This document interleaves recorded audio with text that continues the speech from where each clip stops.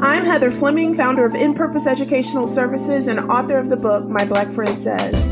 And I'm Delaney Ray, the coordinator of the LEAP Institute. So what do we do now, Heather? Same thing we've always done, Delaney. Keep fighting for an equitable world.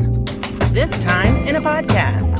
Welcome to the Listen, Learn, Love podcast, where comfortable friends chat about uncomfortable topics. Let's do it. So, Delaney. Yes, Heather. As you know, February 1st begins Black History Month. Now, for some people that are going to be listening to our podcast, our patrons on Patreon who are going to be listening to our podcast this week, then they will be able to have this information before Black History Month begins, but everyone else will be open to it the first Friday in February. And so I just wanted to make sure that everyone is going to be celebrating Black History Month. Do you celebrate? Not really. I say that because I don't feel like that's something I have done a good enough job in our family. There have been times that we have, and when the kids were little, I did more as far as reading books. Usually each year I try to find at least a movie, maybe a current movie that I feel like will have importance. You know, in the past we've watched as a family, Selma, 42. I'm trying to think of some others, but I don't feel like that's something I've done a good enough job within our household. Well, but I think that you have a good start, because the reality is that's what most people do. And Carter G. Woodson, he was the one that began this. You know, his idea was just to bring forth, because so much of our history had been obscured in our history books, that he just wanted to make sure that people had an opportunity to bring attention to the fact that Black history is there, it exists, and we have contributed a lot to American history. And then he wanted an opportunity just for us to be able to look at and be proud of our history. Do you know why he chose February? No, I don't. So when he first started, it started as Black History Week, actually Negro History Week. Okay. And he chose the second week of February because that coincided with Abraham Lincoln's birthday and Frederick Douglass's birthday. But then what happened, the first Negro History Week was in 1926. But by the 1960s, like post civil rights movement, people, especially at our historically Black colleges and universities, had begun to celebrate it the entire month of February. So that's how February came around to be Black History Month. Okay. And then in 1976, President Gerald Ford began to officially recognize February as Black History Month. And ever since then, every U.S. president has officially designated February as Black History Month. Isn't that cool? That's really good to know. You know, another thing that hadn't ever really occurred to me to research the history of the origination of February being the designated Black History Month. So thank you. Well, I know a lot of people make a joke about the fact that, they chose the shortest month to celebrate Black History Month. But there was a reason why it was chosen. Do you know that other countries celebrate it too? No, I did not. Not necessarily in February, but like Canada, the United Kingdom, Ireland, Germany, the Netherlands. There's lots of different countries that celebrate Black History Month in some form. Oh, that's great to know. Here's the thing. So I used to teach. When I was teaching, I was a I taught African American history and literature. And so for us, Black History Month was a really big deal. We had this big project that we would do with our students, where they would actually research somebody from the Harlem Renaissance and do a whole presentation on that because we had a really good Black History Month program at our school. And so they would set up their presentations in like our commons area. And so once the Black History Month program was over, people would trickle down and then be able to go around and learn about all of these Harlem Renaissance figures. And so that's how I learned about like Jessie Fawcett and oh, there's so many different people. We learned more about, of course, off the top of my head now I can't think of many people, but like Zordnio Hurston and Cab Calloway, the big bands. And one of the things that we ended up doing was that we said, wait a minute, one semester, because we used to just teach it in the fall semester, excuse me, the spring semester. And we started saying, that's just not enough because it's not enough time to cover everything that is Black history. Right. So we expanded it to, we wrote the proposal and expanded it to 2 semesters. And we began actually in Africa with the history. Oh, Yeah. okay. Because one of the things we have to consider, African history is also part of African American history. Right. And I used to tell the students all the time, hey, our history didn't start with slavery. Slavery actually interrupted our history. That's a great And point. well, you think about it like we need to learn a lot more about the groups that immigrated to this country as well, because their history didn't start here in America. And some of the things that we see as part of their culture, as part of their, what they have brought to America, what has become part of what, if we're looking at a multicultural America, what has become part of America, some of those came from their countries of origin. And so when we look at Africa, Africa is 54 different countries. I know sometimes we tend to think of it as like one big country. It's not. It's Not at 54. all. Not at all. Yeah, and each 54. country has their own history, has their own traditions. They're all very different.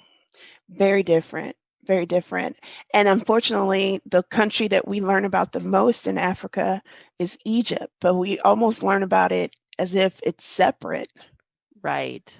It's like here's Africa and then there's Egypt, like it's just floating in its own little land. No, Egypt is part of Africa too. And so that was what was cool to learn about. For me, is the fact that, on the other end of Egypt was Nubia, a land called Nubia. Mm-hmm. And so it's actually because that the Nile actually flows upward. If we're looking at the map, it flows from south to north. And so Nubia was where Egypt began. I mean, the Nile begins, and they had a thriving culture around that. And then we went up to Egypt.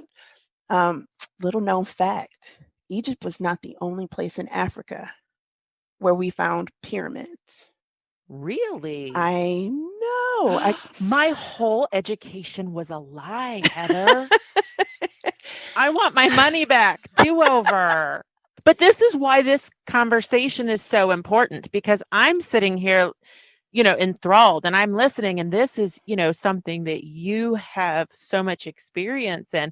I think about our listeners, and I want to know how many people listening knew this. Well, and that's the thing about it. It's so funny. When I began teaching African American history and literature, my only qualification was the fact that I was African American. When I went to college, my area of concentration was actually British literature. So I did stuff like I read Canterbury Tales in Middle English, and did some translating of Beowulf from Middle English. We definitely couldn't have done it from Old English, So I read Shakespeare, I Milton and Chaucer, and all of these various people, but I didn't have any knowledge. And the irony is, I co-taught with my friend Scott. Shout out to Scott Moeller. I co-taught with him. Scott had actually spent 2 years in Africa. And so he had learned to speak Mandinka. And then there was one other language that he learned to speak. But he was the one that actually was educating me on African culture. And it was so amazing. And it was so interesting. And it gave me so much pride. Yeah, what's great about you sharing that is that brings home the fact that we all have to start somewhere. We do. And so, this is where I'm going to learn a lot today. Other people are going to learn, but we all have to start somewhere. So, yay, this is great. Well, if people are looking for a place to start, in the back of my book, I have a list called 365 Days of Learning. And that list is intended for people to begin researching some stuff that they just wouldn't have known because a lot of times it wasn't taught to us in our schools, which, is a whole new conversation to be had anyway. But it's stuff like, Josephine Baker, the Red Summer of 1919, Pruitt-Igoe, the East St. Louis race riots of 1917, and I go through and I give everyone, some questions that they could be asking as they are researching so that they can find out, as much as possible about it. But it's 365 different topics that they could be researching. So today, Delaney, I'm ready. What? Yes, let's do it. I have a quiz for you. Ooh, a quiz. Okay. I'm going to be honest. Mm-hmm. You're probably not going to get any of these questions right. I'm going to prove you wrong. Let's go. I wouldn't have gotten them right before I began teaching African American history and literature. Okay.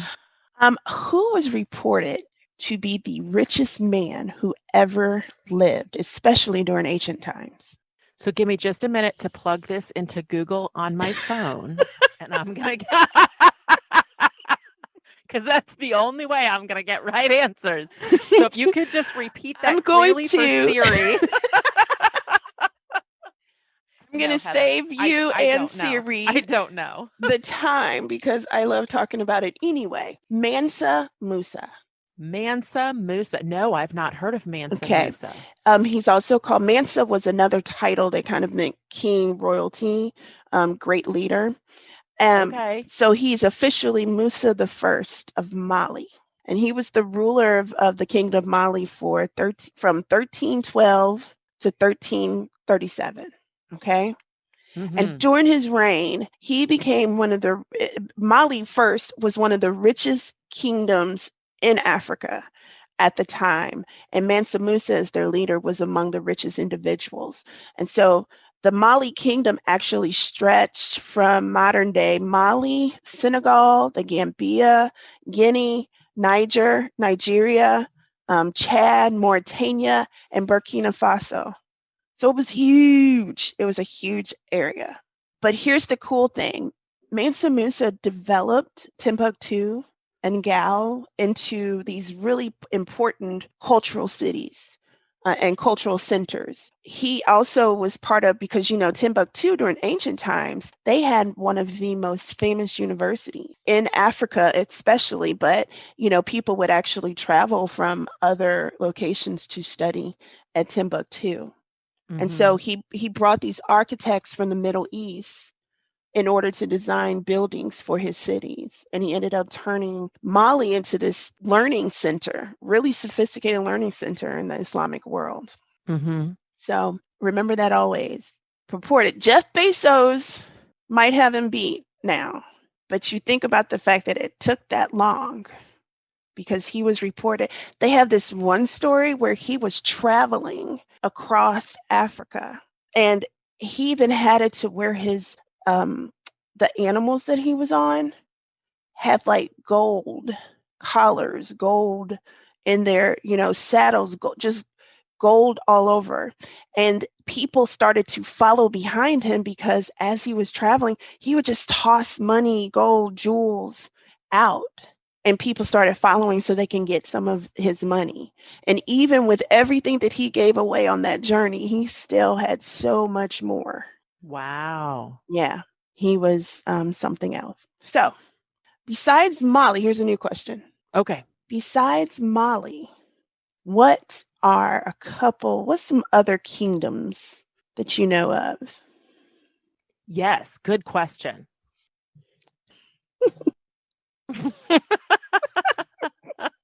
I'm all ears, Heather. Okay, I'm going to try to limit myself to only talking about two different Okay. ones. Okay, but there were lots of them. And so that's the other thing that I felt so cheated when I started learning about this because, in most history courses, they spent like 2 weeks on Africa and they made it seem like it was just all poverty and struggling, and strife. And that's not the truth. And so another kingdom was the African kingdom of Aksum, and that was located on the northern edge of the Red Sea coast, where like current day Ethiopia and Eritrea and Okay. Somalia and Somaliland, all in Right. there. So they controlled that. All right. It was founded in the 1st century, but it flourished from the 3rd to the 6th century. And then it survived as a smaller political entity into the 8th century. Eventually, they ended up in about the 13th century, kind of reforming it again. But this time it became the Kingdom of Abyssinia in the 13th century. But Mm-hmm. they were prospered because of agriculture, cattle herding, and then they had control over these trade routes where gold and ivory moved along it. And so Mm-hmm. that is what helped to, really make the kingdom powerful. It was the first sub-Saharan African state to mint its own coinage. And then Mm. around 350 BC, 350, excuse me, not BC, CE, Christ era, they were the first one to adopt, can you guess which religion? No. Christianity. Wow. Yeah. So a lot of people think it's that, but um, even in ancient times, 350 BC, excuse me, 350 CE, they were Christian way back then. So it's interesting because, and it's a completely different topic that we can't go off on now. Yes. There is a lot of white based focus in Christianity today. Hmm. I would say even the Middle East has, to a certain degree, kind of been erased Hmm. during current Christianity. What an amazing thing to find out Christianity roots in Africa. I've never even Christianity learned had that it. Yeah. in Christianity. Yeah. Christianity had its roots in Africa, but what happened is that, some of the European countries took it, and we've talked about previously the fact that whenever we have some type of stereotype or something like that, we have to follow it to the roots and discover who benefited from this. And reality is that Christianity was perverted in a lot of ways in order to justify slavery. But yeah, when we think about the Mycenaean Conference, Mycenae was in Africa, the northern part of Africa, and that's of course where the scholars came together to decide the official book that would be in the Bible. Wow. Yeah, Egypt has such a strong history and tie to Christianity, but really that's the only part of the African connection that most of us hear about. Right, and that's a shame because of the fact that you feel cheated. Like when I found out all of this information, I was like, wait a minute, I have really been misled. Yeah, we've been misled about what Wow. Africa was. Like Africa was a very rich country. So right now for it to be portrayed as like poor and backwards and whatever, that's just false. What happened is that we had other countries, European countries, Asian countries, etc., that came in and exploited Africa's resources. And so they took the wealth out of it. But when we look at Africa, we're talking about gold and diamonds and just all kinds of resources, the farming, the livestock, just all kinds of stuff, basically, that Africa had. Well, and Okay, this was not something that was regularly taught in schools. And those of it us was who grew not. up in the television era of the 80s, the big image from Africa we got was Sally Struthers commercials. That was African history, which is really sad because again, you've just kind of erased all of this really rich and amazing history that ties into just how civilization even has been brought forth and dwindled it down to famine and desolation. Yeah, yeah. So That's the reason why it's important to celebrate Black History Month. Okay, I'm going to tell you about one more group of people. One Okay, more. I'm ready. Okay. The next group is the Fulani people. And the original Fulani people, they were North African / Middle Eastern origin. Mm-hmm. So here's the funny part. They had lighter skin because of where they were from. Our natural adaptations, as you went further north, there were certain adaptations that fit us, including lighter skin, thinner lips, straighter hair, right? And Yes. so they actually, by many Africans, were referred to as white people. Oh, I know. okay. So the current Fulani people, they contain like a really large group of people from diverse backgrounds who became part of their culture and the religious conversion. But they were the first group of West Africans to convert to Islam through jihads or holy wars. They also took over much of West Africa and became political and economic forces in addition to the religious forces. They were nomadic, a nomadic group of Mm-hmm. people. So they Mm-hmm. ended up playing a really influential role in like politics, economics, religion, etc., throughout all of Western Africa for like over 1,000 years. And so much of the introduction of Islam throughout West Africa was the result of the Fulani people and their influence for that time. And so eventually they let non-Islamic Fulani join the ranks so that they can form like a really extensive, powerful empire that was in the 1800s. So a lot Mm-hmm. of, and they, what happens is the Fulani used to, basically do trade. And so they were nomadic because they would follow trade routes and trade with various people throughout all of West Africa. So, I mean, there's just so much. There's the Burundi, there's the Zula, there's, like, I'm trying to look at my list of all the different empires, the Benin Empire, the pyramids of Sudan.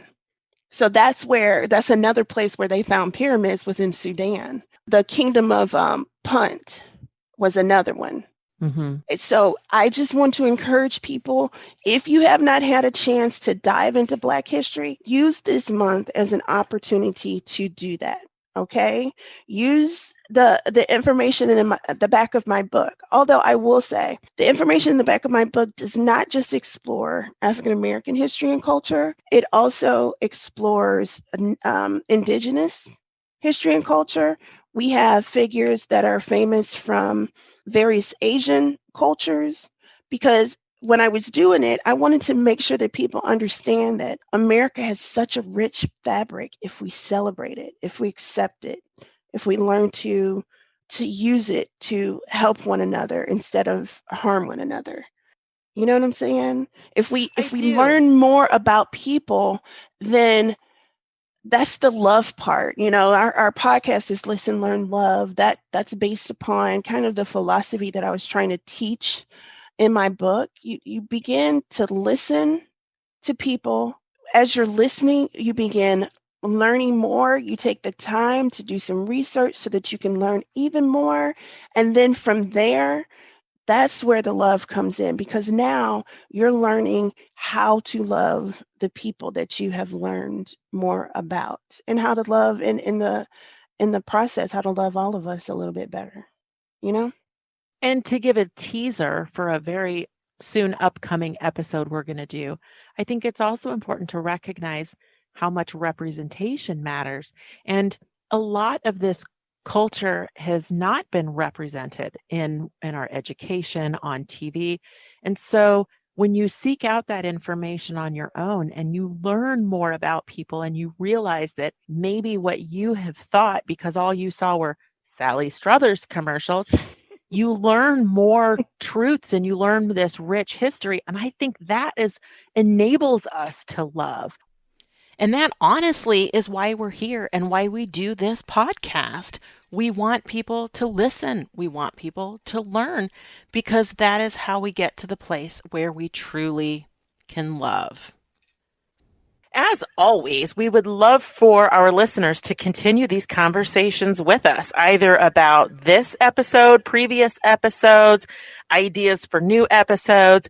We offer several ways that you can contact us, that you can continue these conversations with us, both on Facebook in a group for our Patreon supporters or through email. And Heather is going to give you the details. Yes, Delaney. So if you would like to contact us by email, you can do that by using the address info@inpurposeea.com. That's inpurposeea.com. Then if you would like to follow us, you can follow us on Facebook and Instagram at inpurposees, or on Twitter at InPurposeEA. And of course, you can always check out our website, www.inpurposeea.com.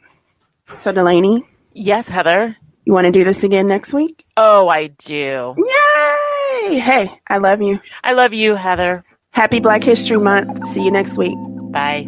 Thanks for listening to this episode. You can support us on Patreon by looking for the Listen, Learn, Love podcast, or follow us on Facebook and Instagram at InPurposeES. That is INPurposeES. You can also follow us on Twitter at InPurposeEA, or visit our website at www.inpurposeea.com. Heather, this was great. Do you want to do it again next week? I sure do, Delaney. Awesome. Talk to you then. Bye.